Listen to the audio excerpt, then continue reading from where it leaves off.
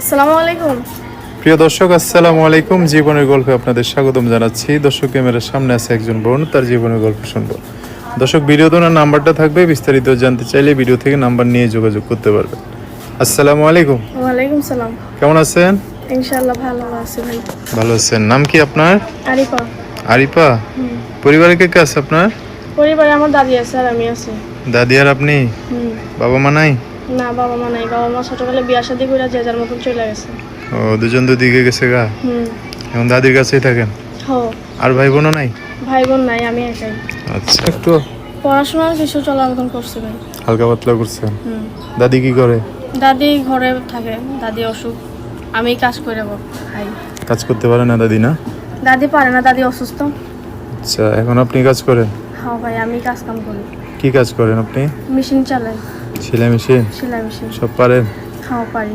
মাশাআল্লাহ, ভালো। তো নিজস্ব মেশিন না অন্য বাড়ি? নিজের বাড়িতে কাজ করেন না অন্য বাড়ি? অন্য বাড়ি। অন্য বাড়ি না? আচ্ছা, তো এটা দিয়ে চলে সংসার? ঘর ভাড়া দিতে হয় না?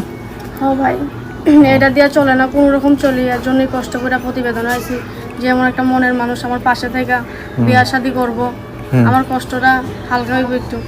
আচ্ছা, তেমন মানুষ আপনার আশেপাশে নাই, করতে চায় না বিয়ে শাদী?